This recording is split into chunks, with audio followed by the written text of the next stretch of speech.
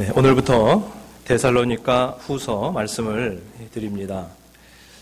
이 데살로니가라고 하는 그 지역은요, 지금의 현대 그리스 안에 아테네 북쪽에 있는 해안 도시 데살로니키라는 지명을 가지고 있습니다.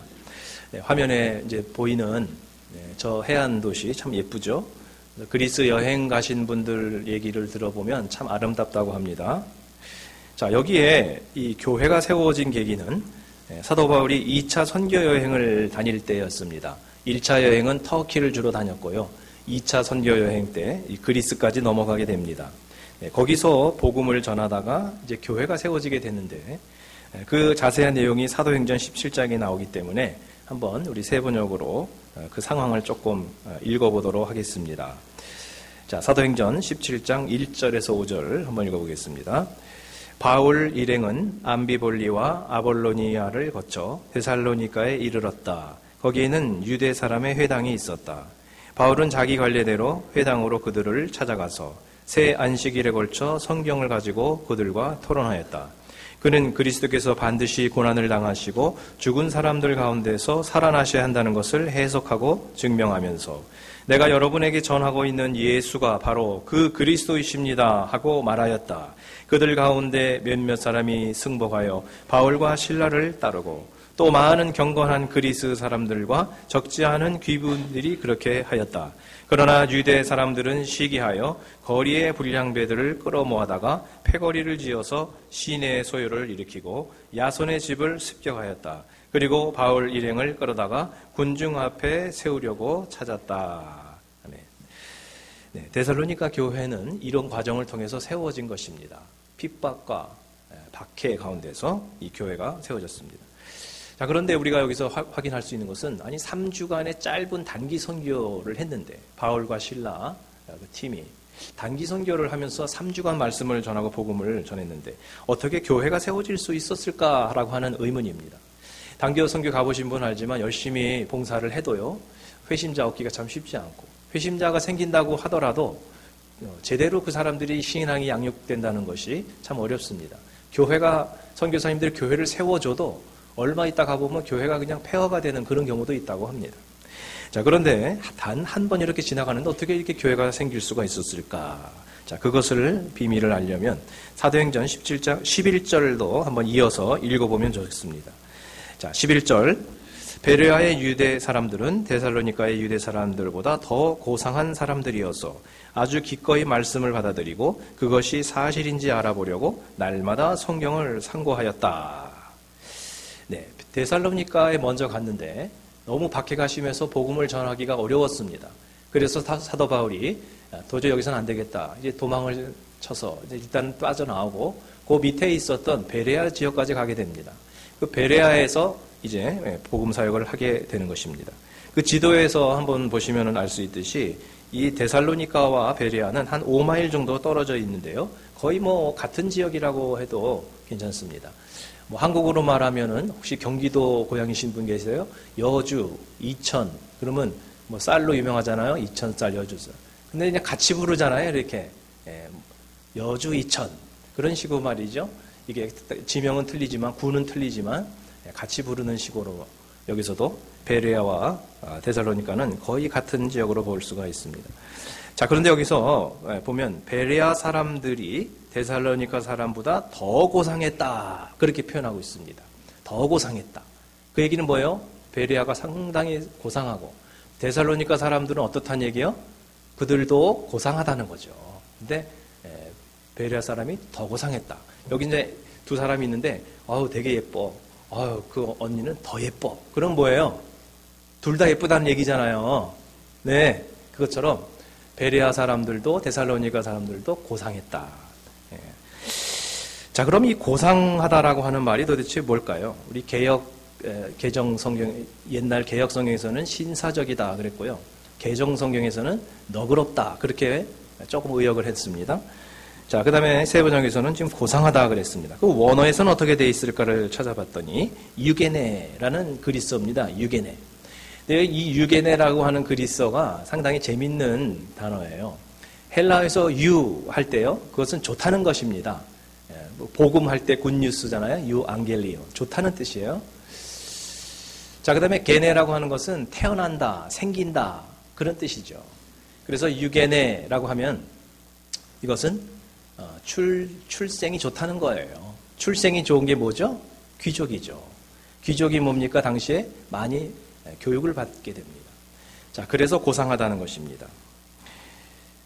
그래서 이 영어 단어 중에서 유진이라고 있습니다. 유진. 그 사람 남자 이름으로도 쓰여지고 여자 이름으로도 쓰여지고 그리고 지명으로도 쓰여져서 우리 오레곤 안에도 오레곤 주립대학교가 있는 그 도시가 유진이죠. 자, 그런데 이 뜻이 바로 여기서 온 것입니다. 이 그리스어 중에서 고상하다. 정말 좀 귀티가 난다. 그런 것이죠. 거기서 이 지명이 나오게 되었습니다.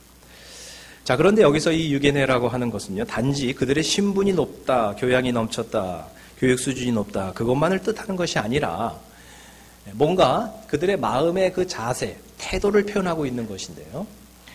진리를 배우려고 하는 마음 자세가 준비되어져 있다는 것입니다. 그리고 성품이 상당히 거칠지 않고 상당히 원만한 이런 모습을 보여주고 있는 것입니다. 자, 그래서 우리 개정성경에서는 너그럽다라고 했고요. NLT 영어 성경에서는 좀 의역을 해서 오픈 마인드가 됐다. 오픈 마인디드 이렇게 나오고 있습니다. 자, 아무래도 우리가 그런 것 같아요. 만일에 노예 생활을 하고 막 하루하루 벌어먹기가 힘들고 그러면 사람이 너그러울 수가 없어요. 좀 너무 삶이 힘들면 이게 정말 마음에 여유가 없는 것 같아요. 그런데 조금 하나님이 우리에게 여유를 주시면 이제 다른 사람을 좀 돌아볼 수도 있고 베풀 수도 있고 뭔가 좀 새로운 것을 또 배우려는 또 공부할 수도 있고 뭔가 이렇게 여유가 조금 생기는 것이죠. 자, 이렇게 열린 마음이 있었고 준비된 마음이 있었고 그 지역에서 사람들이 볼 때 정말 좀 괜찮은 사람들이다라고 하는 이런 사람들이 있었기 때문에 데살로니가 교회가 안정적으로 세워질 수가 있었던 것이다 라고 이렇게 볼 수가 있습니다. 제가 미국에 와서 개척을 2번 해봤고요. 기성교회 2번 부임을 했는데 이 작은 교회가 이민교회가 참 어렵거든요. 작은 교회가 이렇게 성장해가지고 제대로 세워진다. 보통 어려운 게 아닙니다. 그렇게 되려면요, 데살로니가 교회의 성도들 같이 마음이 오픈되어져 있고 상당히 긍정적이고 그리고 협조적이고 좀 고상하고 인격적으로도 좀 원만하고 하여튼 지역에서 사람들이 좀 존경할 수 있는 그런 사람들이 동역자가 돼야 이게 가능한 것 같아요. 그렇지 않고 뭔가 좀 막 굉장히 마음이 강팍하고 뭔가 이렇게 마음이 여유가 없고 말이죠. 굉장히 부정적이고 막 그런 사람들은요, 이게 교회를 세우는데 상당히 좀 어려움이 있습니다. 자, 그래서 교회가 세워지기 위해서 데살로니가도 마찬가지고 또 우리의 현실도 마찬가지고 그 그리스어로 고상한 유게네한 그런 리더십들이 필수적으로 필요했습니다. 목회자의 능력과 은혜도 물론 절대적입니다. 그게 있어야 교회가 되겠죠. 그러나 평신도 리더들 중에서도 이렇게 함께 덕을 세워주고 또 옆에서 정말 이렇게 누가 와도 너그러운 마음으로 이렇게 그 사람을 품어줄 수 있고 그다음에 긍정적으로 사람들을 이렇게 대해줄 수 있고 이끌어갈 수 있는 그런 평신도 리더십이 얼마나 교회 발전에 굉장히 중요하냐. 부정적인보다는 상당히 뭘 해도 그냥 긍정적으로 협조하고 합력하고 선을 이루고 이런 사람들이 교회에 있어야 교회가 가능하다, 발전할 수 있다라고 생각합니다. 제가 오늘 이성결교회에 온 지가 벌써 12년 돼 가는데요. 상당히 그때 좀 어려운 상황이었던 것 같습니다. 근데 그동안 교회가 이렇게 하나님의 은혜를 받고 세워질 수 있었던 것은 제가 무슨 능력이 있어서가 아니고요. 제가 성품이 뛰어나서가 아니고요. 우리 교회 보면 이렇게 고상한 성도들, 고상한 리더들이 계세요. 그래서 유게네 하신 이런 성도님들의 협조가 있었기 때문에 좋은 소문이 이렇게 날 수가 있었고요. 그래서 정말 이렇게 하나님께서 여기까지 올 수 있게 축복을 해 주셨다고 저는 그렇게 생각하고 있습니다. 그래서 오늘 옆에 계신 분한테 한번 우리 고상하게 한번 인사를 하시는데 어떻게 인사하시냐면 오늘 참 유게네 하십니다. 네, 이렇게 시작. 오늘 참 유게네 하십니다. 네, 유게네 고상하시다. 좋은 얘기예요. 네. 이게 그리스어를 이렇게 잘하시는지 몰랐습니다. 제가 설교 기록을 찾아보니까 2009년도에 데살로니가 전서를 강의를 했었더라고요. 데살로니가 전서는 AD 52년경 사도 바울이 이렇게 그 위에서 핍박을 받고 데살로니가 또 베레아를 거쳐서 밑으로 고린도까지 쭉 내려왔습니다. 거기서 이제 좀 장기간 머무르면서 목회를 하면서 이제 선교를 했는데, 그때 어느 날 좀 궁금한 거예요. 아니, 우리가 그 지나왔던 데살로니카에 그때 참 좋은 사람들이 예수님도 영접하고 그런 사람들이 꽤 있었는데, 그래서 그분들이 도대체 신앙생활을 잘 하고 있는가 궁금하다. 디모데, 가서 좀 보고 와라. 파송을 합니다. 디모데가 이제 바울의 명을 받고 가서 보니까 갔다 왔어요. 그 보고를 하는데, 아유, 바울님, 갔더니 말이죠. 그때 우리가 복음 전했던 그분들이 신앙이 엄청 자랐어요. 신앙도 잘하고 얼마나 분위기가 그냥 좋은지요. 교회가 아주 그냥 세워졌더라고요. 그래? 깜짝 놀란 거죠. 야, 잠깐 3주 동안 복음을 전한 것 뿐인데 말이죠. 야, 그렇게 교회가 생겼구나. 너무너무 기뻐하고 있었습니다. 그리고 나서 1년 또 지나서 AD 한 53년경 역시 고린도에서 데살로니가 후서를 기록을 합니다. 자, 그러면서 그때까지도 신앙이 변질되지 않는 그 교인들을 칭찬하면서 바울과 실라와 디모데 같은 이런 목회자가 이제 그들을 다시 격려하는 이런 편지를 쓰게 됩니다. 바울이 볼 때 정말 너무너무 자랑스러운 거예요. 너무너무 정말 기쁨이 되는 이런 데살로니가 교인들이었습니다. 그래서 그것을 자랑하고 싶은 이런 뜻으로서 이렇게 또 사람들에게 이야기를 하게 되었습니다. 요즘 우리 교회 그 첫 선주 보신 분들이 좀 계신데, 그 벌금에 대한 엄중한 경고를 제가 드렸음에도 불구하고 자꾸 그냥 이렇게 전화기를 꺼내시고 막 이렇게 이제 할머니들보다 할아버지들이 더 하신 것 같아요, 좀 보면.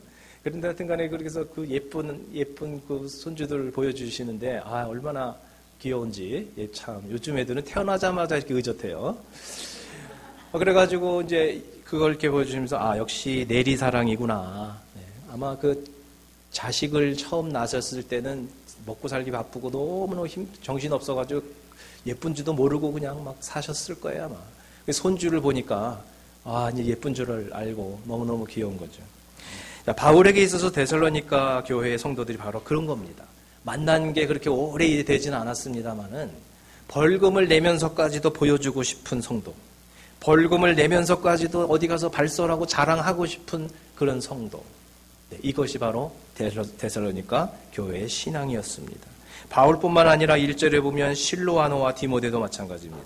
실로아노가 누구냐면 신라예요.